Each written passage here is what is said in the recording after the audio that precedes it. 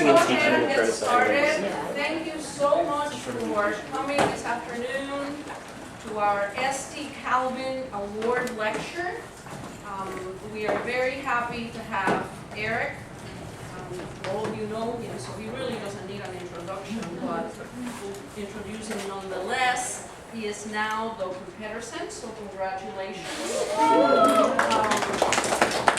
Eric won the award last year because of his exemplary performance in the quantitative area, both in the classroom and outside of the classroom. Not only was he an outstanding student in the courses that were required, but he sought additional training, and he was very gracious with his time and assisted many students and faculty. Since that time, he has offered the boot camp for our incoming graduate students twice and gets very positive reviews. I'm really, really delighted that Eric was a recipient of the award, and very, very happy to have him talk about zero inflated Poisson or binomial distributions. So I will let him then proceed with his talk this afternoon. And thank you again. One more thing, I have to apologize because I neglected to order food. I didn't know that I was supposed to order the food, and as a result, no food or drinks will be served. Mea culpa. Well, thank you, Maria, for that lovely introduction, despite the potentially turning the crowd against me. I appreciate it nonetheless. I want to give, before I start, a special thanks to Chuck and Young Mi for making this award possible in the first place, and Maria for all her stats help over the years, and I'm sure was a powerful force behind my getting this award. So just a quick outline before I get started as to what I'm going to talk about today. I feel like it's probably the case that the words count and zero inflated don't necessarily ring lots of bells to everybody in the room. So quickly, what are counts and why do they pose analysis problems? I'm going to go over some regression methods for analyzing count data, talk about handling zero inflated data, and I'm going to go over what that is, with other types of models. And I'm going to take those sorts of overviews and extend them to some more complicated things to go beyond that. And just as a, my sort of approach to this is I really want this just to be sort of a PSA survey type treatment of these things. It's like, hey, these are some methods that exist that you could possibly be interested in, that could be helpful for the stuff that you're doing, and just work through a couple examples. But I'm not going to go into immense detail or like very hard theoretical derivation or anything like that. So if the title turned you off a little bit, I hope that wasn't the case. I realized afterwards it was maybe a little intimidating this evening. But this is just going to be a sort of gentle introduction to these types of things. And then another thing is that I've taken to using R for virtually all the analyses that I do. It's free open source software that's just really powerful and awesome. So everything I've done here today, I did in R, and you can do in R. You can also do things, and you can also do some things in other packages. So SPSS can get you a couple of the more basic things I'm going to talk about today, and some other packages as well. But I thought they would be helpful to just give you a little bit of R exposure. So as we go along, I'm going to put up little bits of syntax. What I was doing, I found that when I was learning R, the best way to do it was just, here's a problem, here's exposure to it. It's syntax, but it's not actually all that scary after all. So hopefully it can be informative from that. Okay, so first of all, what are counts? Why do we care?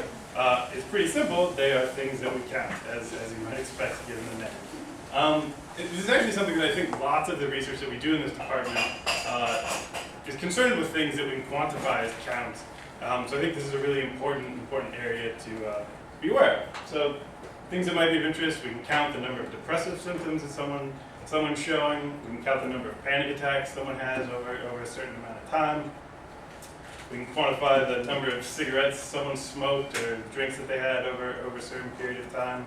How many school days someone missed over the course of a semester, a year. How many fights among spouses in a relationship. So all sorts of things that we might not think of on the surface as being a sort of special type of data that we can call counts. So these things all have a few defining characteristics. One They're non-negative integers, right? You can't have a negative count of something. They're often positively skewed in practice, so this is where we're getting to the point of like, oh, there might be some special methods that we need to address these. We also often encounter the problem of zero inflation, where we have a stack of zeros that is seemingly beyond what we would expect. So as I'm kind of alluding to, but what's the problem with counts? Why do we need special things for addressing them? And it's because lots of times the data looks something like this. So this is an example that I'm going to go through from my own data, but as we can see here, we have a large stack of our distributions at zero. We have zero inflation in this case. We have a big positive skew going on. Okay, so to just jump right in, the example data set that I'm going to be working with today is from a pilot study we did, and we were interested in asking whether or not people discount monetary rewards based on the amount of working memory effort it takes to get them. So we had an experiment where we made people do the operation span task, the O span, which is a measure of working memory capacity. So what you have people do is you present them with, you can do this in a few different ways, but one of the ways is you present them with a letter. They need to remember that letter. They have to do a math problem in between. So what happens is they're presented with a math problem, actually, sorry. And then they have to answer whether or not it's true or false. So in the first example, you see there's 6 plus 7 equals 10. You have to say whether or not that's correct. Presented with another letter, another math problem, etc. Then you're given a recall screen like this. You have to recall in order what the letters actually were. So I can say from experience in when I was programming this and having to debug it and having to go through it a lot of times, this really can be not fun after a while. So it's kind of fun at first as you get, oh, this is, it's challenging. When you're forced to do this for several minutes at a time, it can get pretty taxing. So what we did in this experiment is we had two separate types of trials on this. So we identified them by color, but they were easy and hard trials. So we had people either have to remember 3 letters at a time or 5 letters at a time. When you have to remember 5 letters in order while doing math problems in between them, it's very taxing. So we made people practice at this. They had to get good enough to get like 80% correct, and then they would move on to the real portion of the experiment that we were interested in. So after getting them used to this, we sat them down and said, okay, you have to do 10 more minutes of this task, regardless of whether or not the trials are easy or hard. We didn't say they're easy or hard. We said we're going to pay you based on the amount of the easy or hard trials that you do. So we presented them with lots of different choices of lots of easy trials for a lower amount of money, lots of hard trials for a bigger amount of money. We're able to titrate out their level of discounting how much they value the reward based on essentially how effortful they were to acquire. So our dependent measure in this data set is the amount of discounting that people did. It's a little bit contrived in how I'm presenting it, so it fits the characteristics of a nice count distribution. But the outcome measure is an area under the curve of a discount curve. So it goes from 0 to 100. 0 being people are absolutely not discounting at all. So it doesn't matter. You present them with a choice of easy or hard trials for a certain amount of money. They're just taking the higher amount of money all the time. Effort doesn't matter. All the way to the other end at 100, I don't care how much you're paying me, I'm doing the easy ones, I hate doing the hard ones. So that's our measure. And then we were interested in predicting individual differences in this. So what are some possible things that lead people to discount more by the effort that's required? And one thing we thought is their actual working memory capacity. So how good people are at this task should probably predict how aversive it is, how unwilling they are to do the hard trials for more money. We also use the consideration of future consequences scale, which is basically just like how much do people weight future consequences versus present consequences. We also looked at the BIS scale, the behavioral inhibition system scale. So higher values on this are people who are more likely to avoid negative things. And I should point out at the beginning that this is a relatively small sample. We only had 63 people. So this is just a little exploratory study. Don't mean to draw any big conclusions, but it's a good little toy example to go through the various types of count regressions that we can use up.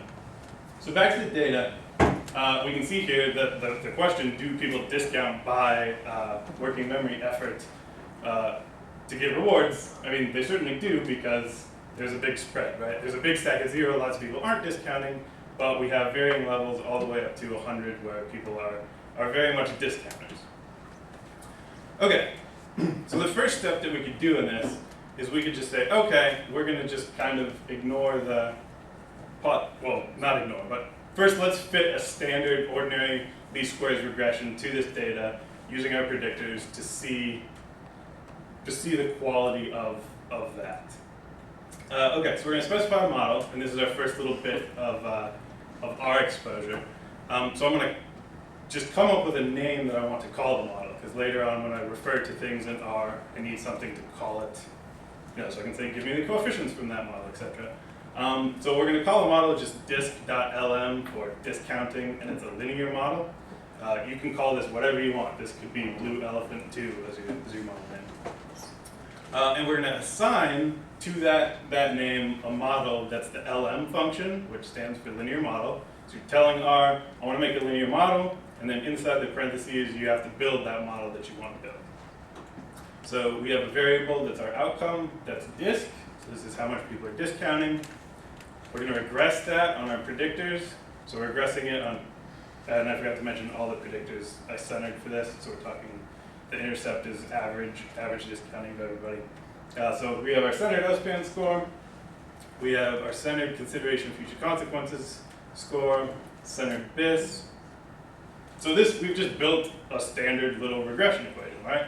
So yes, syntax is involved, but we're just telling R exactly what we want. Just give us this regression, and then we tell it the data that we're drawing from. So my data set that I was using here is just called WMD for working memory discounting. This could also be whatever you decide to call your data.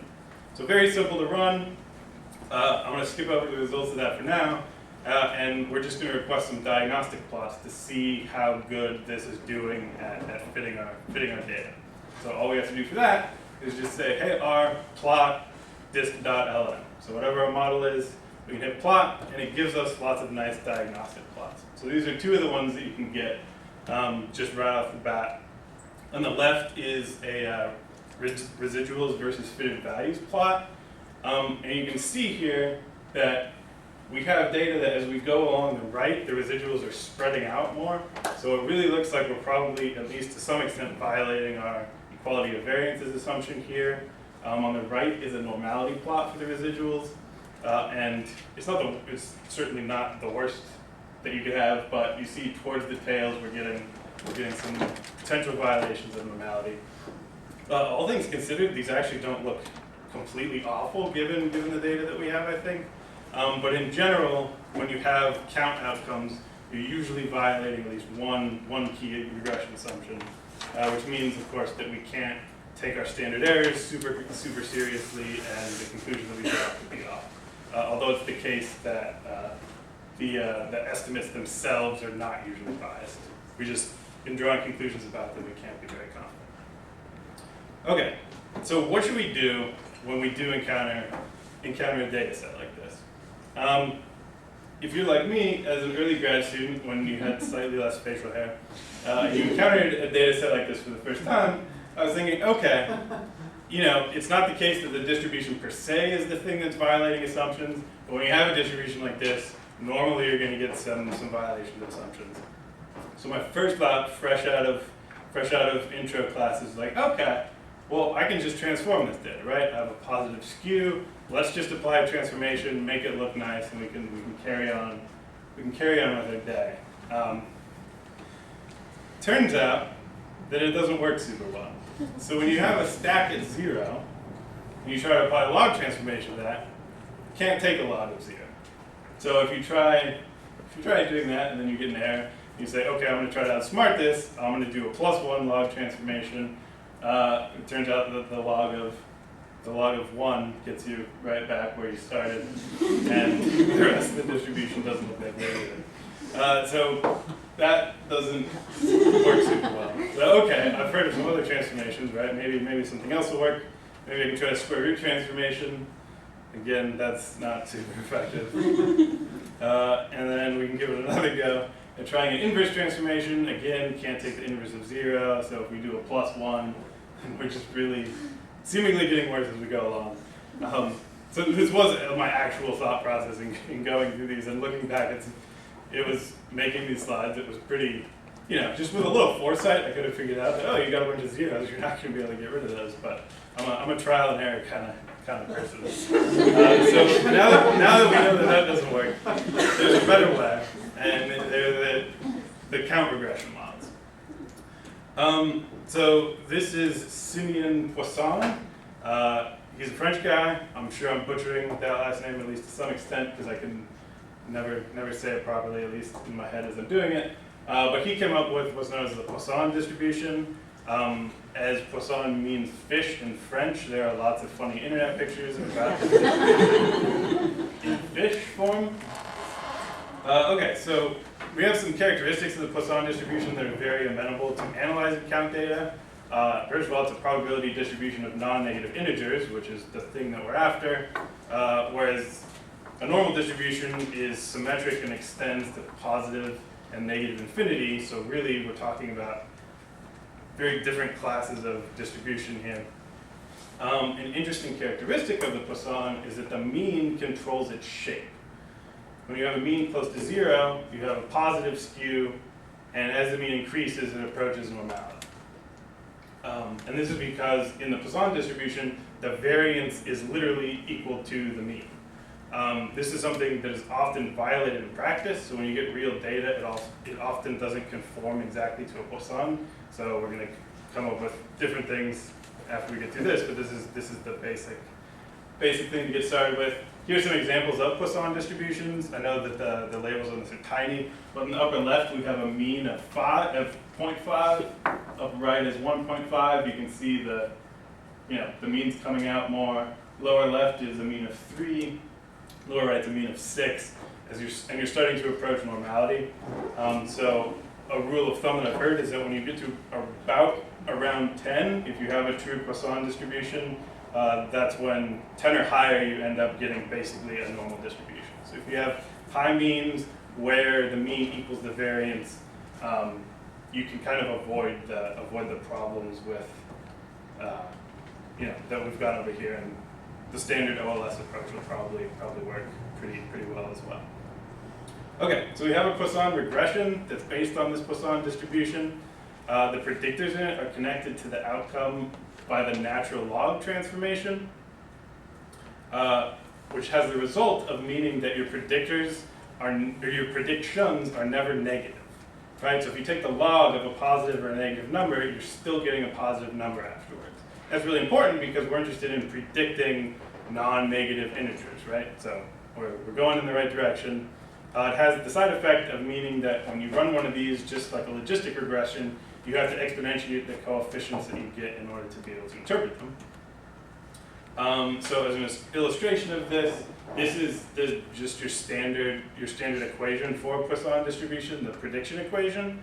As you'll see on the right-hand side of the equal sign, it looks basically exactly like your standard regression form that you're familiar with. And then on the left, you have the predicted mean is on the log scale. Right? So in order to interpret these, you exponentiate both sides. So you raise you take e and then exponentiate the coefficients. And then you get interpretable coefficients, which are in the form of predicted averages and rate ratios, which we'll get to when we have results. One drawback of these types of models is that there's no absolute measure of model fit. So you don't have a true R squared. We only have relative fit indices. So we can say that one model is better than another, but we can't say with real credibility that, say, 29% of our variance is explained by this model. Okay, so if we want to go back to R and we want to run one of these models, the syntax is really actually very simple. So So on the top I have what we did before for our standard regression, and then I've highlighted in red on the bottom the changes that we're making to this to make our new model. So we're calling it something else. We're calling it disc.glm, and we're using the glm function in R rather than the lm. So the count regressions are part of the generalized linear model class. We have the same equation, same data set. The only thing we're doing else is we're tacking on the family equals Poisson command. So that's just telling it, hey, give us a Poisson regression. Okay, so these are the results that we get from that. We have, in the first column, we have just our standard coefficients. Like I said, those are on a log scale, so we can't interpret those outright. So we need to exponentiate them to make sense of them. And as you can see, all of the predictors in this model are significant. So to interpret this, our intercept, when we exponentiate the intercept, we're at 21.76. So that's the average amount of discounting in the sample. So on the 0 to 100 scale, people are at about a 21.76. We have a very small negative effect of the O-span score. So as you increase on O-span score, you're discounting less. I should say that both the O-span and the consideration of future consequences scale have large ranges. So the fact that it's small does add up over time. It's not that they just have teeny tiny effects. The scales can go pretty big. The BIS scale, on the other hand, is on a 4-point scale. So it's that's why comparatively the coefficients throughout this are going to be bigger for that. And yeah, there's a positive effect of the BIS. Okay, sorry. So the interpretation of the three coefficients that aren't the intercept, these are rate ratios. So they're percentage changes relative to our intercept. So for instance, people going one point up on the O-span score are 0.99 as strong as the value of the intercept. So in other words, there's a 1% reduction in discounting for each level you go up in O-span.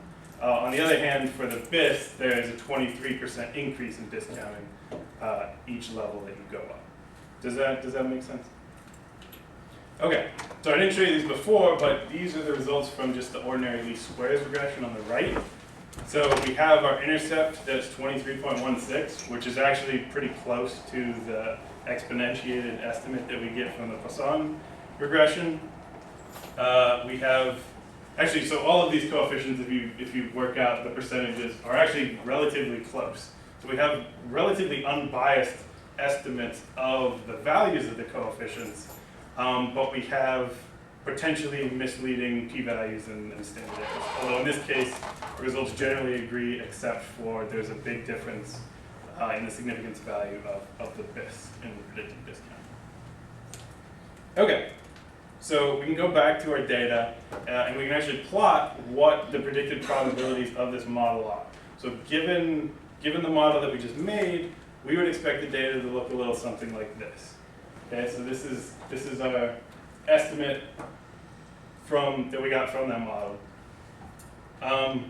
It doesn't look all that great, so it has the nice advantage of really, really closely mimicking the fish distribution that we've been talking about, coincidentally. But really, none of the prediction it's not capturing any of this stack at zeros, which is very problematic. And also, you'll notice that we have a mean that's something in the 20s probably, and we still don't have a normal-looking Poisson here, and that could possibly be due to the fact that our data is over-dispersed. So if we go back to when we were talking about the Poisson distribution, we know that a true Poisson distribution has an assumption that the variance is exactly equal to the mean. And I said this is usually violated in practice, which is definitely the case in our data, as we'll see. So this is something that we usually need to address. There are two main things that can give rise to over-dispersion in your data. One is that you have individual differences in the measure that aren't accounted by your model. So theoretically, if you add enough predictors to be able to explain most of the variance, you can get rid of over-dispersion as a problem. And it could be the case that the probability of the values are not independent. So a good example of this is if you're measuring the number of drinks that people have had in a certain day, it could be the case that with each drink people consume, they're none more likely to consume another one, so you can get over-dispersion because of something like that. Over-dispersion is really important because the Poisson will underestimate standard errors and thus inflate p-values of your coefficients if it's not accounted for. So you can get really incorrect inferences drawn from your model if your data are over-dispersed and you're using this. So kind of as a quick aside, at least when I first encountered this, I had never heard of the problem of over-dispersion, and you might be wondering, well, like, why is this something that we don't have to think about normally? And if you look at these are the equations for the normal distribution and the Poisson distribution next to each other. We don't need to dig into what's going on here, except that hopefully that shows up. In the normal distribution, you see it's derived with two parameters that are important to the shape of the distribution, which are the mean of the distribution and the standard deviation of the distribution. So those things are free to vary, they can be different. But in the Poisson distribution, you only have the mean involved. There's no separate parameter for variance. And so we have this constraint that we have to work with when we're using this distribution. So we have an extension called the negative binomial regression, which is based on the negative binomial distribution.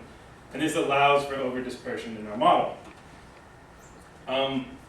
So it actually is a type of Poisson regression that also estimates what's called a dispersion parameter, and that's referred to as theta, because we can't keep things simple and just say dispersion. It has to have a fancy Greek name. And this theta parameter allows the mean to be different from the variance, so we estimate this separately. And a Poisson regression is really actually a negative binomial regression where the theta coefficient is just fixed to 1. So it's nested within the negative binomial. Because the only thing that's differing between these two models is the way that the variance is characterized, the coefficients in both of the models should be approximately equal. They're not going to really change much. But we do get larger standard errors in the negative binomial models, which means higher p-values, which means it's more conservative. We're clamping down on our type 1 error rate when we use this when it's appropriate. Okay, so we're going to fit a negative binomial model. Up top was what we did for the Poisson. Negative binomial is not going to change much. It's done in a slightly different way though, so we're going to take away the family equals Poisson command, and instead the difference that gets made is in the GLM function. We do glm.nb instead of just GLM. So as you can see, continuing the theme, lots of stuff in R is very programmatic and actually very simple when you just sit and toy with what you're doing. So if we run that, we get a result that looks like this. Which, if you can't read that, it says there were 50 or more warnings. Use warnings command to see the first 50. So that's always a lovely thing to have happen. And those of you that are in SEM right now are probably starting to get used to errors like that. My reaction to this is, you're probably familiar with something like that. So I tried adjusting this as much as I could, and I just could not get a model to converge using this with this particular data set. And I think it has to do with the combination of a lot of over-dispersion and the big stack of zeros that are in the data. So we'll see that when we account for the zero inflated part, we can fit a negative binomial model. So I don't have actual real results for this. But again, like I said, given what it's doing, if we look at the Poisson results, we would see approximately the same coefficients, but we'd have increased standard errors and p-values. Okay. So let's talk about zero inflation, which is very much an issue in our data set. Okay, so to talk about zero inflation, I'm going to move away from my current example and just relabel the axis, assuming we're asking about how many drinks someone consumed, because this is a good way to convey what it is exactly that we're talking about. So if I ask you how many drinks you had last week, and we can, hopefully those aren't the true numbers of this department, but no judgment in any case. Okay, so if I ask you how many drinks you had last week, you could say I had none. Okay? And there could be a couple reasons that this could be the case. For one, you could be someone who doesn't drink at all, right? So you're always going to say that you didn't have any drinks because you're not a person that drinks, obviously. On the other hand, you could be someone that doesn't need drink. This might be the Chuck camp. But it could be the case that you just didn't have a drink last night, or last week, right? So we have two different ways of arriving at a zero in our distribution based on two fundamentally different classes of people. So if you have this combined, you could end up getting a lot of zeros to account for in your data. So really, we have, this is our stack of zeros, right? We have the people that don't drink that are in this stack versus the people that do drink that are in this stack and that just didn't have anything to drink last week. Then we also have the people that are drinkers, and these are how many drinks they had last week. All right, so we have models to address this, and the ones I'm going to go over are called the zero-inflated Poisson and zero-inflated negative binomial. So they're just zero-inflated extensions of what we were just talking about. The zip and zimby, as I'm going to refer to them.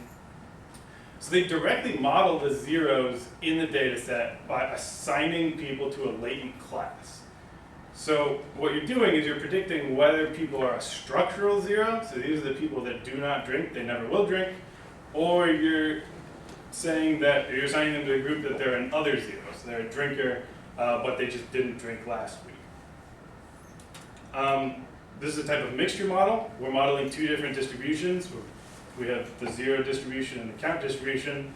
There are other types of mixture models, so there are hurdle models that I'm not going to talk about, but what these do is they separate the zero portion of the model and the count portion completely. So if you're a zero in that data set, you're in one group. If you're a non-zero, you're in another group.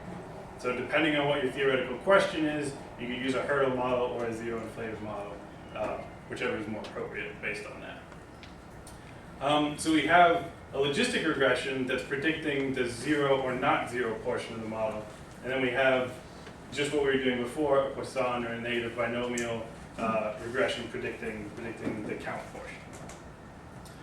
Something that's really cool about this is that the predictors for either portion can be the same or they can be different. So in the example I'm going to show, they're just all going to be the same for the zero portion and the count portion, because this was pretty exploratory. But if you had reason to believe these are things that are only going to predict membership in the structural zero group, and then these are the things that are going to be important to the count portion, you can have separate predictors for the separate parts of the model very easily. Okay, so when we run one of these, we get two sets of coefficients. We get coefficients for the logistic portion, as well as coefficients for the count portion. The coefficients for the logistic portion are on the logit scale. And what we're doing here is slightly different from, definitely different from logistic regression, is that we're actually predicting zeros, we're not predicting ones. And again, we have to exponentiate the coefficients. When we exponentiate the part in the logistic model, we get odds ratios.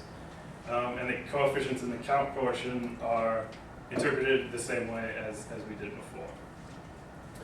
Where the intercept is the average and the other ones are rate ratios. Okay, so we're going to fit a zip model. This is in a slightly different package in R. So R has a sort of base suite that just, when you install R, you get the base set of packages. You can also download thousands of other packages just by typing a command into R that says install packages and then name the package. So this is called the PSCL package. That stands for, it's like a Stanford laboratory of psychoeconomic something or other. It makes no sense as to what we're doing, what that label is, but so sometimes they're pretty arbitrary and it's hard to remember, but PSCL is what we're using. There's the Poisson model for comparison. As this is a different package, it works a little bit differently, but it's still similar.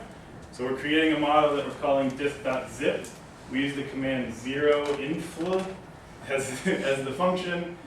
We specify the model in the same way. We have to tell it that we want the logit link, and then the distribution that we're going to use is the Poisson. So we have to call it dist instead of family because it's a different package. That's what we're working with. and we get some results that look like this. So as you can see, we have two separate sets of coefficients. These are the ones from the count portion of the model, so this is like what we were looking at before. These are the ones for the zero inflation portion of the model. So if we look at these first, our intercept when we exponentiate it is 0.35. So that's the probability of someone being in the zero group. So about 35% of people are structural zeros. They're non-discounters in this data. And then we have non-significant effects of the O-span and consideration of future consequences scale. And we have a big negative effect of the BIS scale. So the higher you are on the BIS, for every 1 unit you go up, you're about 85% less to be a structural zero in this model. So you're more likely to be a discounter the higher you are on the BIS scale. Okay, and then up in the count portion at the top, we have a bunch of significant coefficients as well, which very closely mimic what we found before with our Poisson results. So at least qualitatively, they're all this. Oh, they're not all the same. So this is important. So the BIS scale before, in the regular Poisson, before we were accounting for the zeros, was actually a positive effect, right? So the people that are higher on the BIS are more likely to discount. Now we have it that they're less likely to discount in the count portion of the model, right? So we have a big effect of the people that are higher and that are more likely to be in the discounting group. But then when you're in the discounting group, they're less likely to discount. So if you are a drinker, then that applies. Yes. And that's the difference, and that's why the sign flips. Because in the other one, you also are taking into consideration the zero part. Exactly. Okay, and then I just wanted to point out that the BIS wasn't even significant in the ordinary least squares model. Now, we have a small sample size and what have you, and this is exploratory, so I wouldn't put too much in this, but this is a good point in terms of we might be misspecifying a model if we just go the ordinary route and we don't account for things such as, hey, there are a lot of zeros in here that could be screwing with our estimates. So trying to make a case for what I'm saying and being important. Hopefully it's coming across. Okay, so if we want to plot the particular value of this model, we can add this, and we see something that looks quite a bit of an improvement relative to just the standard Poisson model. So you can see that we have this hump is lower here, it's hugging the data better, there's less of this empty space, and we're actually predicting a big stack of zeros. So you'll notice that the prediction line goes over and above what is actually listed here. That's because this is a kernel density plot, and there are actually several values within this first bin. So really the actual zeros are a lot higher than this, but it's brought down by there being values 1 through 5 or 0 through 5 here. So that's just a note on why that's happening. But so we're doing better, right? We can actually predict, where a large chunk of our data is. The same rules apply though with overdispersion. So if we have overdispersion, the zip model isn't great. So we can use the ZINB model to see if we do have overdispersion. We're going to specify that. The syntax is exactly the same, except at the end, rather than specifying Poisson, we're going to specify negbin. We do that, and the first thing I want to draw your attention to is the theta parameter that's in there. So this is our estimate of the dispersion, and it's significant. Exponentiating that is 2.34. Don't hold me to this, but I think that might be the multiplier of how much bigger the variance is than the mean. So it might be approximately 2.34 times, but I'm not positive on that. But yes, so since this is significant, this is saying this is important that we're accounting for this. We're pulling out that variance from the other estimates in our model. So this is what I hoped to show before I couldn't fit my initial negative binomial model, is that relative to the zip standard errors, which are here, we have quite a bit bigger ones in the ZINB model for the count portion, right? So now that we're accounting for we're accounting for the overdispersion. We have inflated standard errors, which means our p-values go up, and we get some qualitative differences here. This becomes no longer significant in the ZIMB model, and the standard errors in general are high. Right, so this is an important thing, you know, in actually making inferences based on this data to get those right. And you'll see in the predicting zeros portion, the effect is virtually, it's exactly the same, at least around. Okay, so we have our ZIMB, we can fit that along too, and that looks pretty good as well, right? Possibly even better. We got a lower hump here that at least captures this portion a little bit better than the zip did. But aside from eyeballing this, we'd like a little bit more of a concrete way of saying, hey, which of these models is the best? So we can do, like I said before, relative fit tests. The Poisson is nested within the negative binomial model, right? Remember, it's just got a dispersion parameter that's fixed to 1. So you can do a deviance test on that. When you run one of these models, you get model deviance that's a likelihood that deviates from an intercept-only model. You can compare those two things using something very similar to a chi-square difference test for those of you in SEM. The zip is also nested within the ZIMB, so you can do the same for that. But the problem is that the Poisson and negative binomials are not nested within their zero-inflated counterparts, which, despite the names, and you would think that they were, they aren't. So you have to use a non-nested assumption for comparing your model fit. So there's a few ways you can do this. You can, I think, just look at AIC or BIC measures and choose the lowest one. There's also something called the Wong test. I'm probably butchering that name. But that looks at the predicted probabilities of the counts for the two models, gives you a statistic that's normally distributed, and so you get a p-value associated with that, and then you can just see which model is fitting the data better based on our predicted probabilities. Our syntax for that is really easy. You just type in Wong and then the name of your first model, comma, name of your second model. It gives you the result of the test. So you can do this a few times to do it against the different models that you have. And at least for this data set, the ZIMB model is the one that fits the best, pretty clearly the best according to the Wong test. So again, this is the fit relative to our actual data, and then these are the results that we might tentatively say are the ones that we would, say have the most credibility. So we have, a positive effect in the count portion a negative effect on discounting by O-span score. So the better you are with a working memory task, the less you're discounting. If you are a discounter already, consideration of future consequences, same thing. The BIS score isn't doing any work. We have a significant effect of that in predicting whether or not people are zeros. Okay, so that's a quick, hopefully understandable introduction to the types of models that we have available for count regressions. And now I'd like to get a little bit crazy and take them to, hopefully quickly, to different things beyond that in the complicated scale. So we can join up our friend Simeon with the good Reverend Bayes, and we can do a Bayesian Poisson regression, we would like. And we can actually do all these models as Bayesian versions. And making this PowerPoint slide, as I was procrastinating a little bit, I wondered, given that Poisson has a nice translation, I wondered if Bayes did also. It doesn't, but it comes from a French word that means outer wall of a feudal castle. So the combination of this is we have some nice fish hanging out in castles. When the two of these guys join up. Okay, so there's another R package that I've grown to really love over the past couple of months that I've been using for a few things.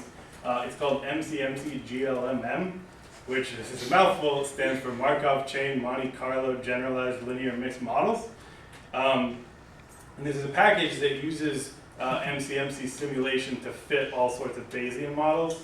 And it's actually relatively easy to fit all sorts of models. Specifically regression models is, I think, its main focus anyways. I say relatively because, certainly compared to the alternatives that are out there, that are very complicated. It's not super well documented, so the info is out there on the internet, but you kind of have to put in some elbow grease to actually get plain English explanations for how things are happening. But I'm going to show you some syntax, and it's actually really not that hard to implement sort of basic things. Something that's really nice is that you can use non-informative priors. So I know that a lot of people are potentially hesitant to start using Bayesian methods because it's a little intimidating saying like, oh, I have to specify these priors. What if my priors are wrong? How do I justify that? And it adds another degree of freedom of just confusion to the thing. But what you can do is you can this package by default will give you non-informative priors. And what that means in English is that you're not making any heavy assumptions on what your data should do before you run a model. You're just letting the data overwhelm any preconceived notions that you have. So it's effectively what your standard approach is, in our other frameworks, but we get all the benefits that come along with doing Bayesian things by doing it this way. Another thing that's kind of appealing about this package that I'm in the process of writing up a paper using this now, so hopefully this rings true. So I think it's probably easier to sell people on the analysis you're doing because it can give you Bayesian p-values, which a true Bayesian would laugh at you and not be happy that you're doing this. But based on the way that it calculates things out, it can give you something that roughly approximates a p-value. So for any of you that are interested in the nitty-gritty details, what it does is it takes your posterior distribution and it says basically how much of that posterior distribution goes beyond the coefficient point in there. So if you're estimating whether or not a coefficient is 0, it's what's the proportion of the posterior that falls below 0. Okay, so we can specify puts after that little proselytization of R and Bayesian stuff. We can specify a Poisson model relatively easily, right? So we call the MCMC GLMM package. We write out our equation that is by now hopefully very familiar. We tell it it's in the Poisson family. We don't have to, but in order to get a nice convergence on this, you can specify a number of iterations. The default value in the package is pretty low, and so they don't work super well. But if we give it 100,000 iterations, tell it from the data set, it works out pretty nicely. So I'm not going to go into detail what this is, but just to show you a little glimpse of what this package can do, these are sort of diagnostics that you would use when you look at something that's used an MCMC chain to simulate your data. On the left, the fat, hairy caterpillars are all good signs. So these are trace plots of what the algorithm has done in trying to converge on a point. And you want to see these things that are just straight and not moving around. If they're going at a diagonal or moving up and down, that means you haven't converged to where you need to be. And then on the right, we have the posterior distributions for our 4 coefficients. So at the top is the posterior for our intercepts. We also have the three coefficients as well. So plotted in a normal table, we can compare them to the other Poisson results that we got, and they are a little bit different. So in just a standard Poisson regression, we have an estimate of the intercept at 3.08. In the Bayesian, it's 1.85. And really what's happening is the Bayesian appears to be assigning a lot more, at least in the coefficient size, to the BIS score. But as you can see, it's not super significant. So it's unclear exactly what's going on, but we have slight differences, at least in the coefficients of this model. As we know, our data don't really conform super well to a standard Poisson, so there's probably an issue with that. You can also get more complicated. We can do zero inflated models. This is where the R maybe starts catching up and looks a little nasty. And I'm not going to go through the results of this, but just as you can do this. I fit a model that was a zero inflated model. It wasn't super stable, so I'm not exactly sure about that yet. But you can take this beyond, and I'm not going to go through all of the other things, but you can also do the native binomial models in this package. You can get even crazier. You can do mixed models, so you can specify random effects and multi-level things, what have you. So I'm not going to go that crazy, but just so you're aware, you can do these things with a little bit of elbow grease, but is not that terrible. Other things that you can do, maybe potentially, especially of interest to the people just in SEM now, you can incorporate these regressions in, say, a path model in M+. So this is an example that, well, this is what my SEM project turned into a paper, and this is the final model I used from that. This was a study in which we were looking at exposure to early life stressors in childhood, so how much neighborhood crime and violence you were exposed to, what the police presence was like in your neighborhood, your SES, and how much conflict and neglect and violence you faced in your home. We're interested in to what extent that predicted, or that could explain, or that was associated with how much you endorsed code of honor type beliefs. So how preoccupied were you with your reputation? How willing would you be to retaliate against other people, that sort of thing. And then we related that to play in an economic game in the lab. So we found positive association between code of honor attitudes and people's willingness to exploit others in a economic game. So we're playing a bunch of rounds of a prisoner's dilemma, and these people were more likely to defect on their partner. And then we had the partner start defecting on them, and the higher you are in code of honor, the more likely you were to stop cooperating more quickly. So in other words, you were more likely to retaliate. And the point of all this is that these paths were fit just with standard OLS regressions. This path was fit using a ZINB, and then this one was fit using a Poisson. So all at once you can do this in M+.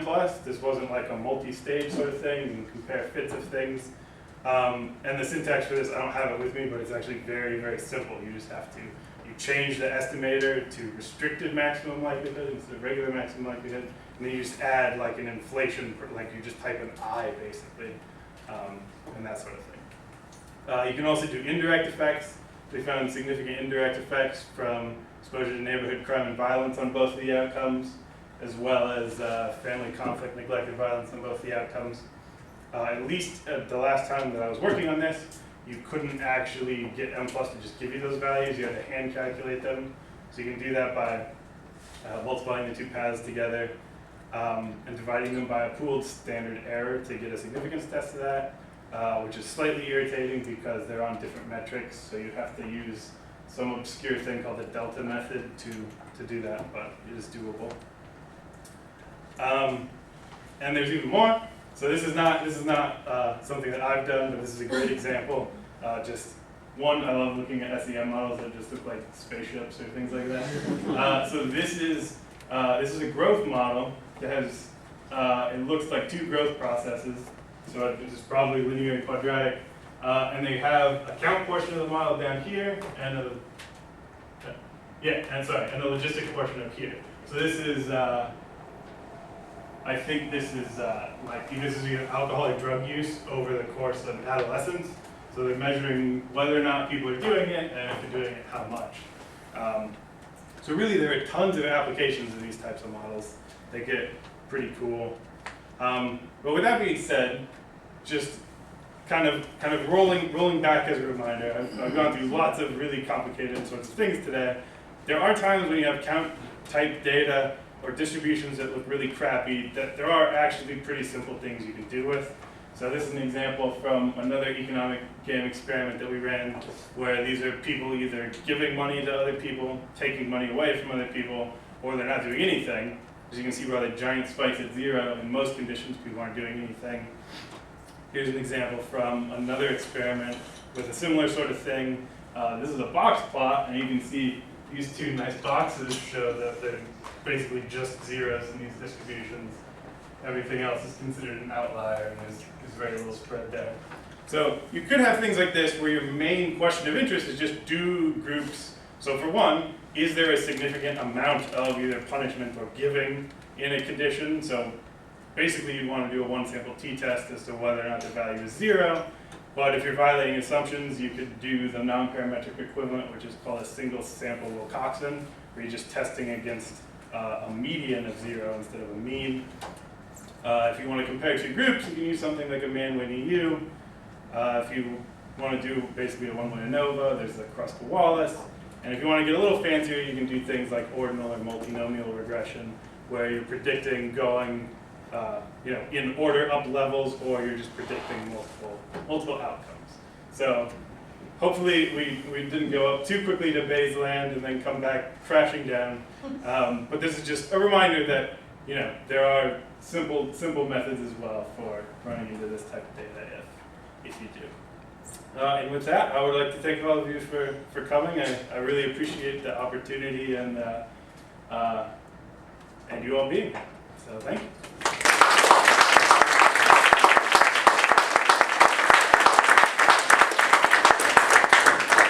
I'm more than happy to, if you want to email me, I'm more than happy to share any R code or resources, or I'm more than happy to play with your data if you have things that you'd like to try out. Are there any questions or comments for Eric? So when you turn to the Bayesian part, your results really were quite different from what you had before. Now, what you had before, you were able to compare two models and say this one fits better than this one. But when you turn to the Bayesian part, now what? So there are still, I just wanted to provide that as just sort of a, hey, you can do this. You can do similar sorts of things. So you can do relative fit indices, you can do relative deviance tests. I fit that inflated model that I showed the nasty syntax for, and I mean it kind of fit, but it basically hit a point where I could run it for a certain number of iterations. If I ran it for more than that, it wouldn't converge. So I wasn't sure about exactly what was going on with that. I needed some troubleshooting. But those estimates were much more in line with the zero inflated regular regression than just the Poisson one. So that's potentially informative. Another thing is too that the sample size is pretty small and the Bayesian methods are less type 1 error prone. So we could be getting penalized a little bit for the small sample size with that and what exactly is going on. So, but the key there is that you still have the ability to compare them up. Absolutely, yeah. And so, with that particular Bayesian model, you said it was a bit worse than what you had before? So I wasn't comparing the fits, it was just that the coefficients were different. And then the zero inflated one that I wasn't for sure what was happening, that I don't know if those estimates are actually stable yet. Like that needs better specification. So if you had to bet your life on one or the other of these analyses, which one would you be betting? So as of right now, I would not bet on the Bayesian one because I did the Bayesian one within a couple of days ago and haven't quite troubleshot it all the way yet. But long term, I would say the Bayesian one is going to be more accurate. Once you can get the, once you can make sure what you're doing is actually legitimate. But you said you could do a deviance test, and those are not nested. Is the Bayesian nested?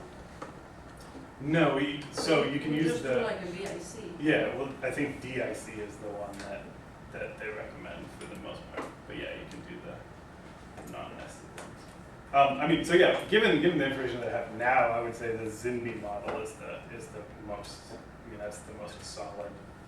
If I were gonna write this up today, that's what I would say was going on. But I'm very interested to see what the Bayesian thing does. The great thing about the Bayesian aspect also is that you can basically do sensitivity analyses of your coefficients without increasing your type 1 error. So you can set different priors and such and see if your data are still strong enough to overcome them to say, hey, you should believe this.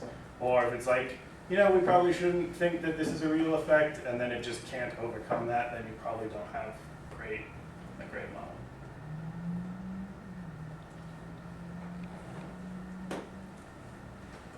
Other questions or comments? Yes. What would you recommend? I think a lot of us would see these as tools that they kind of give you, if you sort of sat down with some data, the first thing you might do is, run a correlation or just run a quick binary regression, maybe without even looking at looking at a histogram or something like that. Well, I would say to not do that. Okay, You should look at histograms and scatter plots first. right. So, I mean, so my concern would be that if you have all of these tools at your disposal, it gives you just many more at bats, I guess, or many, you know. Yeah. So, how do you protect yourself against that? Just in terms of type 1 error. Yeah. I mean, you could do corrections. I would say that you're. I mean, so this is probably basically just a disclosure question, right? Like, you know, if you're a researcher and you go and you do that where you don't look at things first and you get, oh, I got positive effects of my linear regression, and then I also ran a count model, but that didn't work out, so I'm just not going to report that. You know, that's not good. But if you're just upfront and honest, I mean, you know. So if you go back and you put the model that you published from your paper in the blog, that one. Mhm. So the first thing that you did was you looked at the distribution of code of honor, you looked at the distribution of unprovoked exploitation on the corporation. And that would be what would drive you to make a decision, right? You gotta understand what your outcome looks like. Yeah. As opposed to running a whole bunch of things and then, based on the results that you get, then you pick and choose, oh, so he didn't do that. So you gotta screen your data. That's the very first thing that you do. Even though you get so excited and you wanna jump and analyze it, you have to stop yourself, stop your impulses, do your, what is it called? Effortful control and screen your data.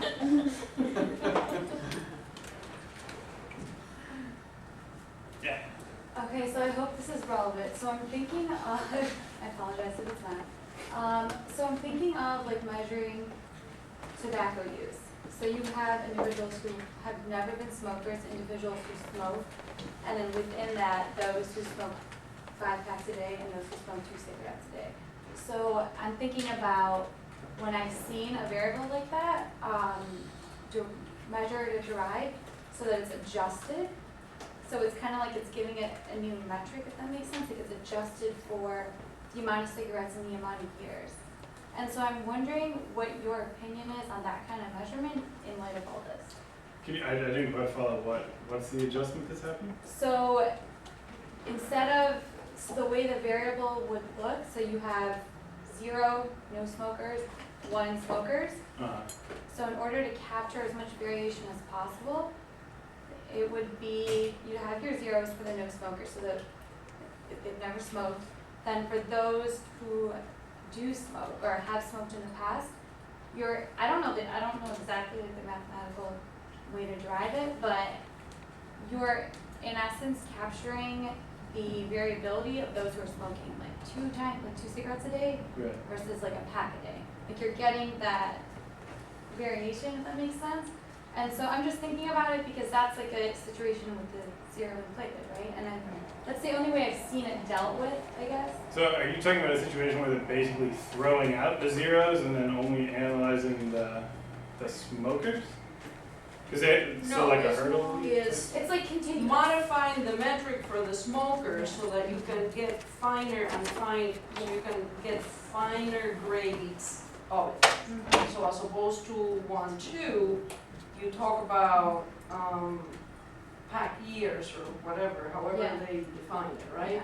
So it's really, instead of it being counts, you go from counts to finer gradients of that measure, but it's still, you still have the 2 classes. Right, it's still the nasty looking distribution. Yeah, I was just wondering how that applied. Well, I mean, if they're integers, you could probably still use this and get a pretty good fitting model. If it's not integers, then it's not going to work. So, have you come across any good models, any good ways of addressing zero inflation with continuous data? So, if you want to use the GLMM, but it's your data is zero inflated. I mean, the only thing I've come across is basically just trying to shove those into integers. So like binning them in a way. So like with the monetary stuff, yeah, if it's, you know, if people gave $1.25, change it to $1 or $2. But you could split it, like Sure. you were showing with the growth model. You could split it so that you're predicting 0 Yeah. non-zero on the one hand, Yeah, yeah, yeah. and then Yeah. those with 0 will have missing data on the continuous, and then you fit a linear Right. model. So that's together. what, yeah, that's what I've done. I've done a binomial data, a binomial model, and then I've dealt with my continuous data Yeah. with another model. So I've split it, but I don't know if there's a better way of doing it. Well, I mean, you can do it simultaneously, right? You could do it with missing data. I mean, you could do it in M+, I would imagine. Yeah, yeah. With missing data for the zeros Okay. Oh. in your okay. second model, in your Okay. linear model. Okay. Yeah, yeah, that's great. Okay. Thanks. Yeah. Is there some principled relationship between kurtosis in a Gaussian model and the over-dispersion parameter? Because I'm just thinking that if you have under-dispersed data, that suggests that it's very peaky, right? Yeah. So is there some transformation that will enable you to use information about kurtosis So to? kurtosis is the variance of the variance, right? That's essentially what it is. So the variance is a square, kurtosis is to the 4th power. Okay. So they're related in that Yeah. way. I mean, I don't know whether that's what you're saying, but they are related. Yeah, I was just thinking because we always complain about in these models over dispersion. I was just thinking, I just wanted to know how to think about under dispersion and then what its analog would be in a Yeah. in a model with sort of a normal distribution.